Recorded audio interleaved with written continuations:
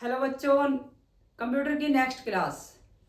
हमने सीपीयू के बारे में बताया था कि सीपीयू कंट्रोल प्रोसेसिंग यूनिट है। तो वो किस किस चीज़ को कंट्रोल करता है और कैसे। तो इसके चार काम मेन हैं: इनपुट, प्रोसेसिंग, स्टोरेज और आउटपुट।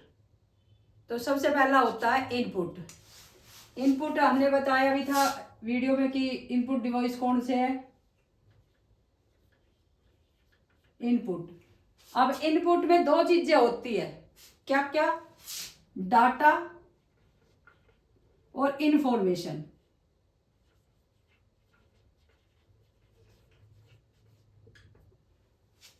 डाटा क्या होता है और इंफॉर्मेशन क्या होती है? तो डाटा हो जाता है भाई किसी भी एंट्री को देना, एक गणना, एक यूनिट। और इंफॉर्मेशन हो जाती है सूचना, पूरी कंप्लीट इंफॉर्मेशन। तो डाटा होगा जैसे 45, 50, ए, बी, राहुल। तो इस तरीके से कोई भी एक चीज डाल ली, एक यूनिट डाल ली और वो एक डाटा बन गया। वो कोई इंफॉर्मेशन नहीं है। अब ये 45 किसके, 50 किसके, कुछ नहीं कह सकते हम। अब इंफॉर्मेशन है Rahul is a boy.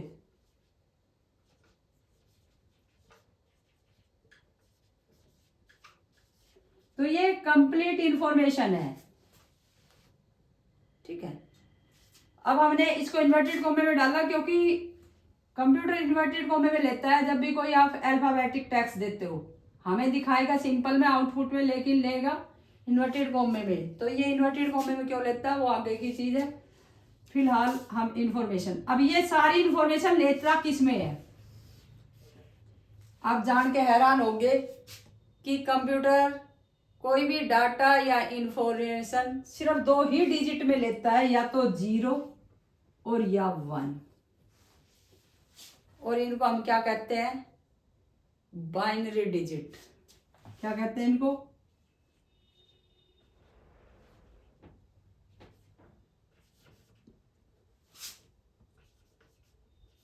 Binary digit.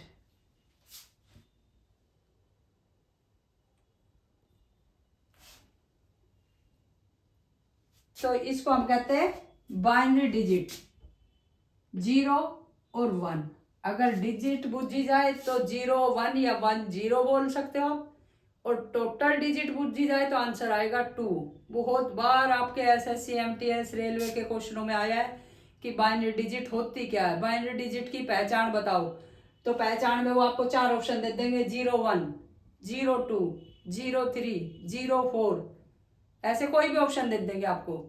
01, 1, 1, मतलब एक आंसर सही होगा, बाकी सारे गलत होंगे। चार ऑप्शन हो चाहे 5 हो। तो आपको याद रखना 0 और 1, यही आपकी बाइनरी डिजिट है। टोटल नंबर पूछे जाए तो दो, कौन सी? 0 और 1। तो ये इंपॉर्टेंट क्वेश्चन है बाइनरी डिजिट से लेके। डाटा हमेशा कंप्यूटर दो ही चीजों में, दो में ही लेता है, यही दो डिजिट है। कोई भी कंप्लीट जानकारी ना हो वो डाटा कहलाएगा, और एक फुल इंफॉर्मेशन है किसी चीज की वो इंफॉर्मेशन कहलाएगी। तो इस तरीके से आप दोनों चीजों में डिफरेंस कर सकते हो, और ये डिफरेंस भी कई बार आ जाता है। तो ये तो हुई डाटा और इंफॉर्मेशन की बात। हम बात कर रहे थे इनपुट की,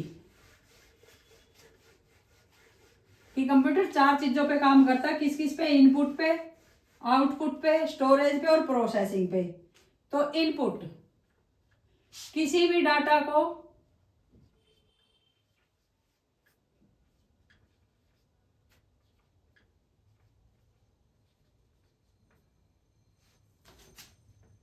किसी भी डाटा या सूचना को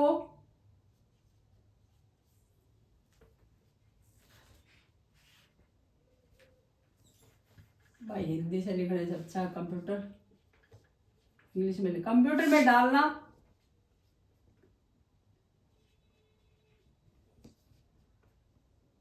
इनपुट कहलाता है।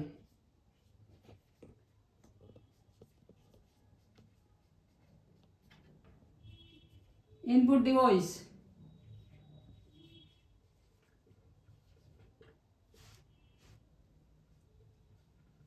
और डिवाइस क्या होता है? डिवाइस एक मशीन, वो छोटी भी हो सकती है, बड़ी भी हो सकती है, ठीक है। तो इनपुट डिवाइस क्या है इसमें? कीबोर्ड और माउस। और भाई आपका होमवर्क है इस वीडियो से कि कीबोर्ड और माउस की फुल फॉर्म लिख के लाओगे आप लोग।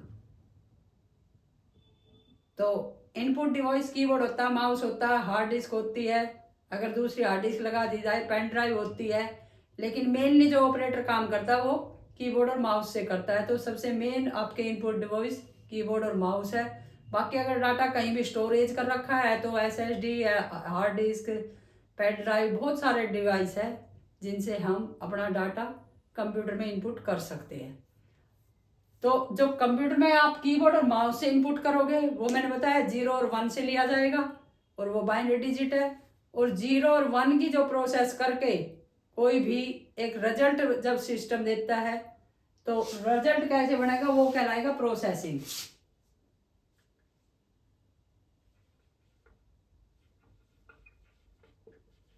प्रोसेसिंग किसी भी इंफॉर्मेशन को,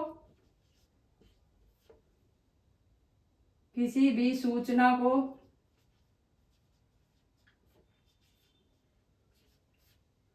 प्रोसेस करके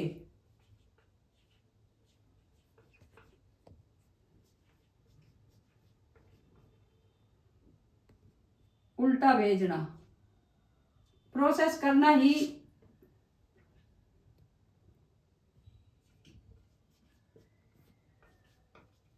प्रोसेस करके देता है। अब उसके बाद आ जाता है आउटपुट। अब ये प्रोसेस कौन करता है? CPU। अब उसमें हमने 3 चीजें बता दी थी कि वो किस किस चीज को प्रोसेस करता है, कंट्रोल करता है, ठीक है। उसके बाद आ जाता है आपका आउटपुट।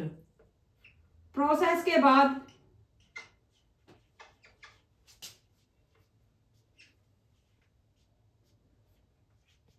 जो हमें मिलता है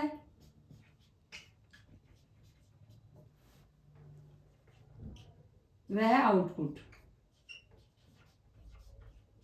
मीन्स मॉनिटर पे जो भी हम डाल के वापस देखते हैं प्रोसेस होने के बाद वो आउटपुट कहलाता है। और इस आउटपुट को हम क्या करते हैं? स्टोरेज।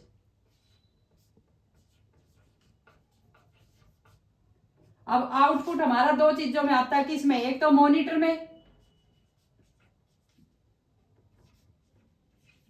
और दूसरा हार्ड कॉपी चाहिए तो प्रिंटर।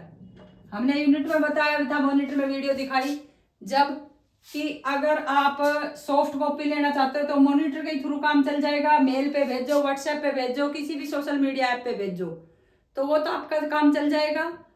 किससे? हार्ड सॉफ्ट कॉपी से। और अगर आपको प्रिंट चाहिए तो आपको प्रिंटर का यूज करना ही पड़ेगा। और इंडिया में अब तक कोई भी डॉक्यूमेंट ऐसे नहीं है जो सिर्फ सॉफ्ट कॉपी से चले, हर चीज की हार्ड कॉपी चलती है। तो हार्ड कॉपी के लिए हमें कोई भी प्रोसेसिंग लेने के लिए प्रिंटर की जरूरत पड़ेगी ही पड़ेगी। तो हार्ड कॉपी के लिए प्रिंटर, और बाकी आउटपुट आपका मॉनिटर पे आ जाता है। अब जो मॉनिटर पे आया उसको अगर मान लो हमें आज नहीं चाहिए कॉपी, हम 10 दिन पीछे निकालेंगे, 1 महीने पीछे निकालेंगे, तो उसको रखेंगे कहाँ? जहाँ रखेंगे वो कहलाते हैं स्टोरेज। और स्टोरेज होती है हमेशा कंप्यूटर में। SSD है फिलहाल स्टोरेज का पॉइंट, और हार्ड डिस्क दोनों चली हुई है। पहले सबसे शुरू में फ्लॉपी आई थी, फ्लॉपी के बाद हार्ड डिस्क आई, CD आई, DVD आई, और पेन ड्राइव। अब सबसे जो लेटेस्ट वर्जन है वो पेन ड्राइव और SSD है। तो SSD में या हार्ड डिस्क में रखेंगे हम किसका? स्टोरेज।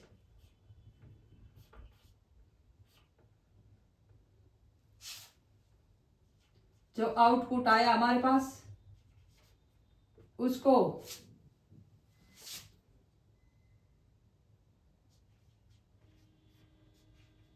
बाद में यूज करने के लिए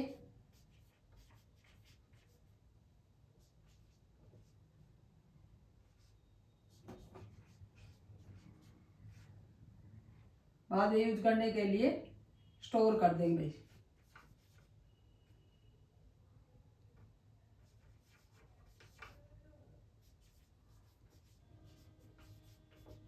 किसमें? हार्ड डिस्क में।